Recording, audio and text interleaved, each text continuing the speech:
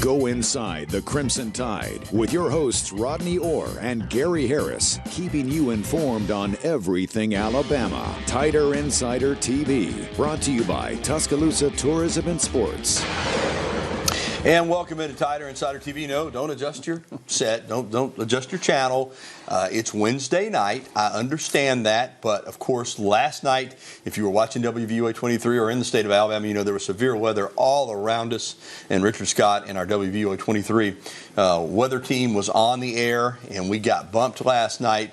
And so we are coming to you on a Wednesday with Rodney Orr. I'm Gary Harris. Show brought to you by Tuscaloosa Tourism and Sports. Rodney, does it feel any differently tonight? Not really.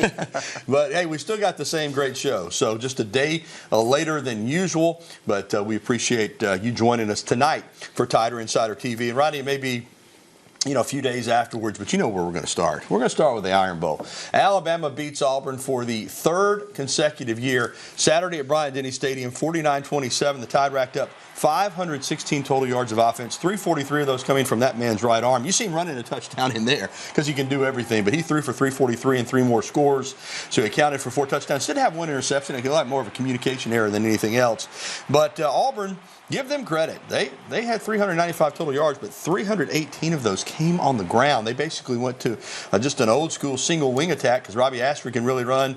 Bigsby, all their guys in the backfield. They are a load. So this game, you look at the score, and yeah, it did get a little out of hand. It was 35-14 at half, 42-14 early in the third, but Auburn came back and kept it within striking distance. Alabama never really just completely blew them out, but still it's an impressive win by 22 points over your in-state rival. Alabama under Nick Saban goes to 11-5 in Iron Bowls. As I mentioned, right, that's 3 in a row. They finished the regular season 10-2. Auburn finishes 5-7.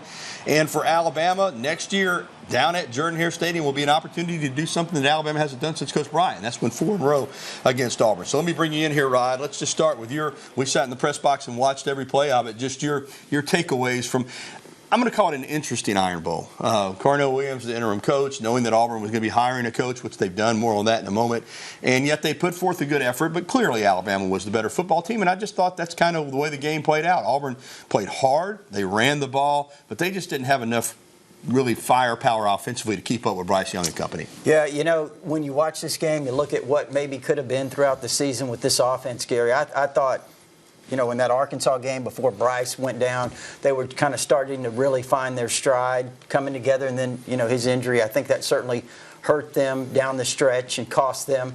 But you look at this game, it was an extremely well-called game. I thought Bill O'Brien did a fantastic job. They had some new wrinkles. They used some new guys. There you see McClellan out of the backfield for a reception for a touchdown. I thought Robbie Oots got involved. Some other players did. They did some different things offensively. Bryce looked healthier than I think he has in a while since that Arkansas game. Look at this throw here. Then he had to throw, of course, to Jermaine Burton later in the game. That was really a big-time throw down the field. So, you look at that offensively, I think, look, we don't think Alabama's going to get into the playoffs. It's really a far-fetched deal right now. It's still possible. If they do, though, Gary, because of this offense, because of what Bryce Young can do, they could be a very dangerous team. Yeah, they can beat anybody. And they did come in at 6 last night. Really needed probably to be at 5 to have any shot of getting in, but Ohio State's at 5. But still, Alabama finishes the season 10-2. Let's come back on camera here before we go to Coach Talk. Drew, if we can. So I want to ask Rodney about Bryce, Will Anderson, and others. So let's assume that Alabama does not get in the playoff. They're still going to be in a New Year's Six-Day Bowl, probably either the Sugar Bowl or the Orange Bowl. But because they're not playing for a national championship, do you think that some of the key players, maybe Bryce, maybe Will, maybe others, will sit this one out? I think it's very possible. Again, I really don't know what they might be thinking, so it's tough to speculate. But if you look at it realistically, I think there's a good chance that could happen, or you could see why it would happen, why they might choose not to, because that's kind of a trend. And you look at those guys, they're probably going to the NFL. We know that. I could see it possibly happening, but again, who knows? All right, Rod, let's get to Coach Talk. With the win in the Iron Bowl, as we said, Alabama finishes the season on a 3-game winning streak, and that came after, of course, those heartbreaking losses at Tennessee and at LSU. Now, Coach Saban said after the game that he knows people doubted this team and questioned this team and whether or not they could finish the season off the way that they did. He says, really, at the end of the day, all of that pessimism, all of that questioning of Alabama really brought this team together, and they wanted to finish it out on a high note. To be honest with you, I think that a lot of the naysayers, a lot of the people that were very negative about this team, a lot of the things that were written and said about this team really united the players. You know, they would say things like, this is all we have, but it's all we need.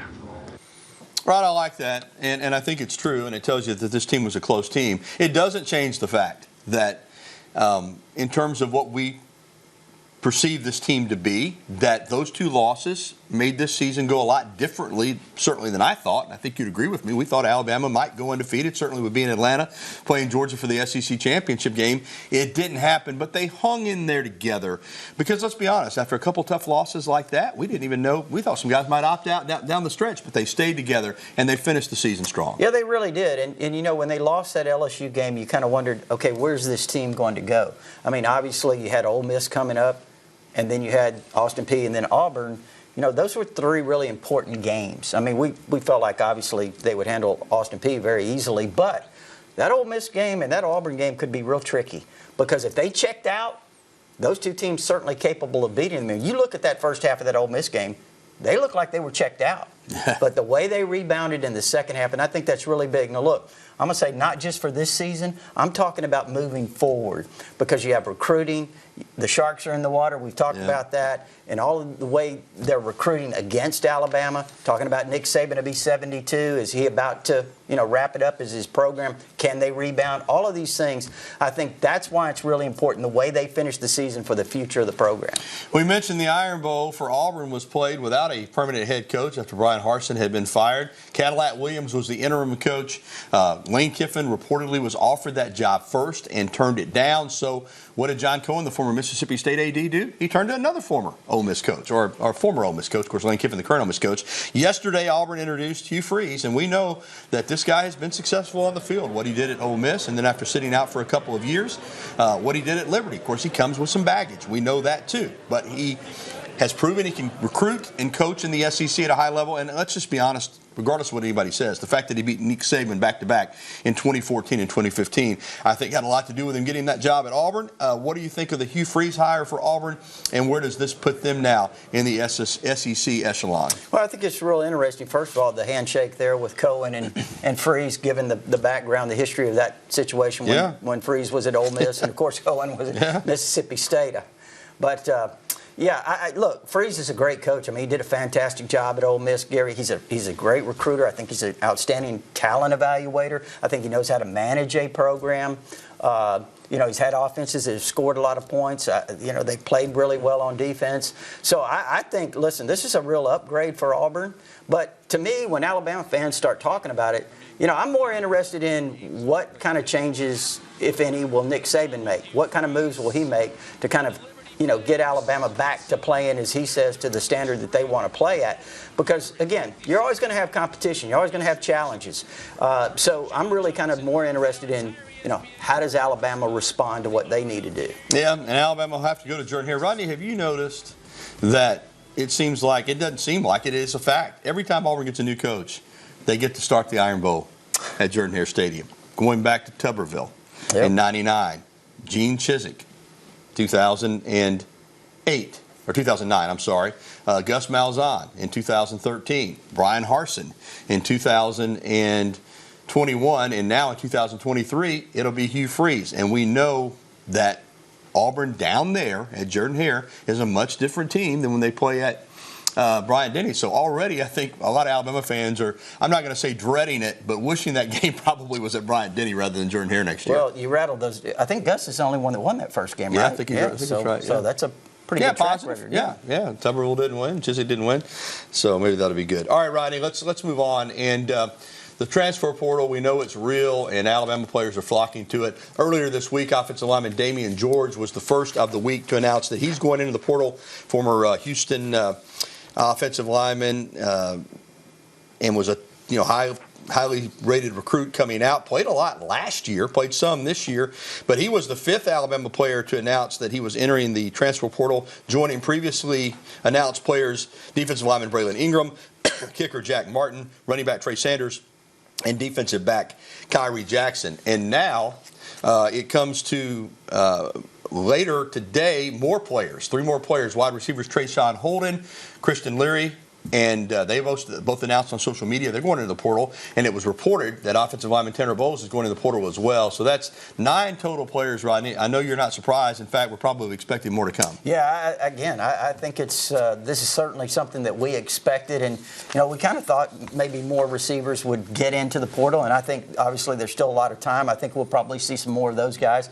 So it's going to be interesting, and it's also going to be very interesting how Alabama uses the portal to its favor in terms of bringing guys in and who they might have an opportunity to bring in. Indeed it is. Well, still to come on Tider Insider Television, the Crimson Tide adds to its #1 ranked recruiting class. Also, Alabama soccer continues all the way to the Final Four, the College Cup. And coming up a little bit later on, we'll be welcoming your phone calls, emails, and tweets.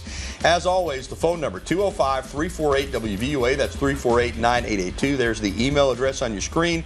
You can also tweet at us. Use that hashtag TITV. We'll be right back with the only show that takes you inside the Crimson Tide, the one, the only Tider Insider TV. I think we've got a team right now that is filled with belief and confidence and hungry for more. So it's been an awesome season, but we're not content. We want to come home with the College Cup.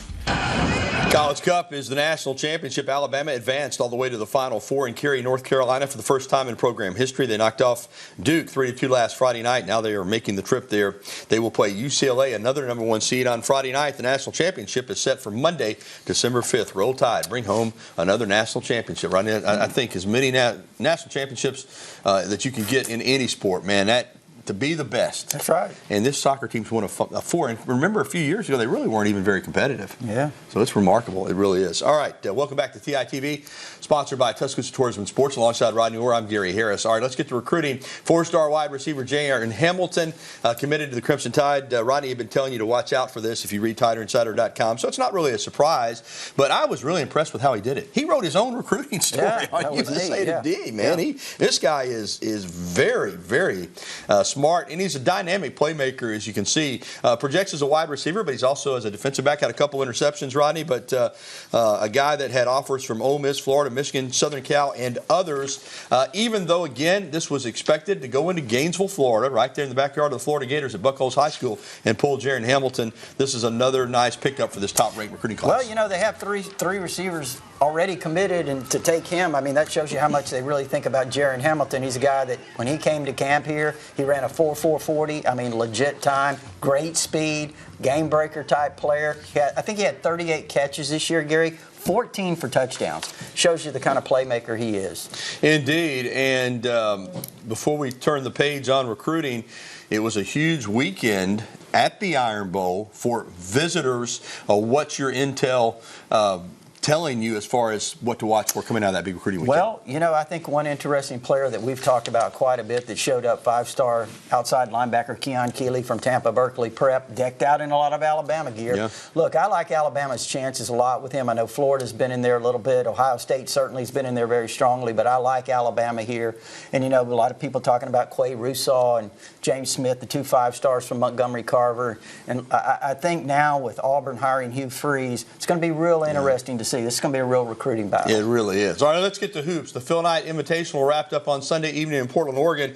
And Alabama finished in 3rd place after beating Michigan State, losing to eventual champion UConn, and then taking down North Carolina in not 1, not 2, not 3, but 4 overtimes, Rodney, 103-101.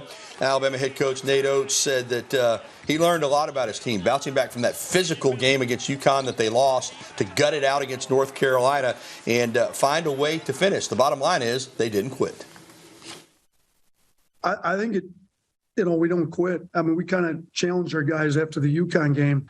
There was 2 stretches in the first half and the second half that were right about 8 to 9 minutes total, where we got outscored 39-5. So we told our guys, if they start to go on a run, we got to have a little more grit, determination, fight to us. We can't get scored on back to back have 2 empty possessions on offense and just take a bad shot or turn it over. We've got to do a much better job stopping runs, being tough when stuff's not going our way. Yeah, I'm bringing Rodney in here. Alabama will play again on Saturday night at home against South Dakota State, but they've still got to play Gonzaga over in Birmingham. They've got to go to number 1 ranked Houston a week from Saturday. This team, one thing I like about Nate Oates, you're not going to get in the NCAA tournament and say, wow, you're going to have played all these top teams. But let's talk about this Phil Knight Invitational.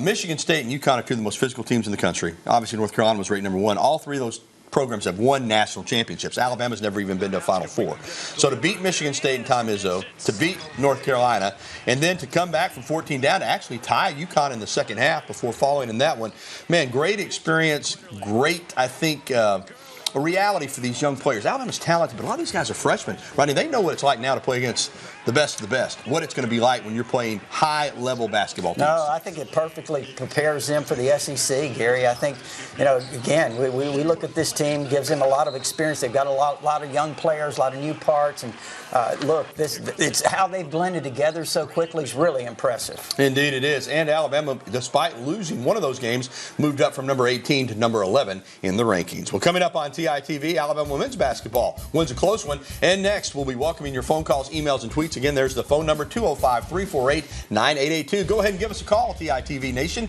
We want to hear from you next.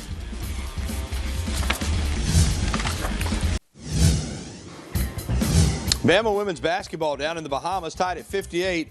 Watch Megan Abrams. Going to drive and the foul. The Tide beats Wake Forest 61-58. They also beat Gardner-Webb and lost to NC State. Tonight they're playing Mercer over in Macon, Georgia, and they lead 43-27 at the halftime. And welcome back in to TITV with Rodney Orr from TiderInsider.com. I'm WVUA 23 Sports Director Gary Harris. And let's jump out on the phone line and welcome in Dale. Dale from down in Moundville, one of our loyal viewers. How are you, Dale? I'm good, guys. I hope y'all doing well. This transfer portal thing seems to be really getting pretty bad, but I know we are recruiting a lot of smaller size middle linebackers. I know that Justin Jefferson is kind of a smaller type, but I just wondered, Kendrick Blackshire, I wonder what his status is, and would y'all see him starting next year maybe for Alabama? All right, thank you for the phone call, Dale. I'll tell you this, Deontay Lawson is going to be really good. I love that question. Rodney, is next year, if assuming he stays in the program, the year that Kendrick Blackshire takes a step? Well, we hope so. Again, he's a big physical kid out of the state of Texas. So I think he's going to have his opportunity. He's played some. He's been on special teams. He's done a really nice job. But I'm like Dale, listen, they've got some guys that I think can really emerge. Jahad Campbell's a young freshman this year. I think he's got a chance to be a really, really special player at some point. But it's just a matter of development. It takes time. Yeah, but I like Blackshire. You're right. He's a big, strong, strapping guy. But, boy, I tell you what, I was impressed with Deontay Lawson in that Iron Bowl right there. Yeah, he's really good. Yeah, he's athletic. All right, let's get to an email, and it is our email question of the day brought to you by KDM Service Corporation. KDM Service Corporation serving your family like our family. From Jamie in Haleyville, what is Bama's chances of signing Keon Keeley, James Smith, and Kua Russaw? We kind of talked about that already, Roddy, but you can reiterate. They're good. I got the feeling you really like Alabama's chances with Keon Keeley, but feel like it's going to be down to the wire, probably with Auburn as far as Smith and Russaw are concerned. Yeah, like I said, I do like Alabama's position with Keeley right now. As far as Russaw and Smith, like I said, I think with Hugh Freeze being there at Auburn, I think this is going to be a really competitive battle. And listen, Georgia's in there really strongly too. Florida's been in there, some other schools, but I really think with Hugh Freeze, Gary, that's going to be the guys in state. He wants to come in and make that mark early. And, whether he does or not remains to be seen. But I think it's going to be a really competitive battle. All right. More of your phone calls and emails. We will take them coming up next here on the show. So go ahead and give us a ring. Phone lines, I'm told, are open at 205-348-9882. There's the email address. More TITV is coming your way on a Wednesday night, a night later than usual. But we're glad to be with you. And we'll be right back. All right. Welcome back into TITV with Rodney Orr. I'm Gary Harris. Let's go over to Birmingham and talk with Frank. Hey, good evening, Frank. Frank, you with us? All right, Frank wanted to know about Noah Clowney's injury that he suffered out there at the Phil Knight Invitational. Didn't play much against against North Carolina, I should say. Rodney, I don't think it's too serious. I haven't heard anything this week, but hopefully it's a foot injury, and he will be back and ready to go on Saturday night against South Dakota State. All right, thanks for all the phone calls and the emails. We're going to take our final break, and we'll come back and wrap up this edition of TITV right after this. Bama in the NFL, it's just a weekly event, Rod. And what about this? Brian Robinson got shot twice in the leg before the season started. The former Alabama and Hillcrest star just trucks a Falcons defender. That's his first ever touchdown reception. He also had his first ever 100-yard rushing game, 18 carries for 105 yards, 2 receptions for 20 yards in that touchdown. Rodney, he got a game ball afterwards as the Commanders beat the Falcons 19-13. Josh Jacobs, too. Hey, listen to this, Rod. Josh Jacobs is the AFC Offensive Player of the Week. Jalen Hurts is the NFC Offensive Player of the Week. And J.K. Scott is the AFC Special Teams Player of the Week. And Jalen and Tua are running 2-3 in the MVP odds out at Caesars behind Patrick Mahomes. Unbelievable, isn't it? Yeah, it really is. And I remember Josh Jacobs was a 3-star recruit, Gary. Yeah. And Alabama fans initially said, why are we taking a guy that's a 3-star recruit? Well, he only averaged 19 yards a carry in high school. I think you were one of the first people to bring Josh Jacobs to Bama fans' consciousness on TiderInsider.com. Well, Alabama didn't really know about him until 3 weeks before signing day. How about that? He is a beast. Had a great game. He had over 300 yards of total offense, 219-yard rushing for the Raiders on Sunday. All right, that's going to do it for this edition of Tider Insider TV. We want to thank Tuscaloosa Tourism and Sports for bringing you the program. And don't forget, if you missed any of tonight's show, you can catch a replay tonight at 10:30 after the news at 10 or online anytime at WVUA23.com. Bryce Young, is this going to be it for him at Bryant-Denny Stadium? Probably, but what a great ovation he had from the fans and he put his hand over his heart as he left Bryant-Denny Stadium on Saturday following the Iron Bowl. What a send-off for him and for Will Anderson and all of the Crimson Tiders as they won the Iron Bowl again. For Rodney Orr, I'm Gary Harris. Thanks for watching, everybody. Have a great night.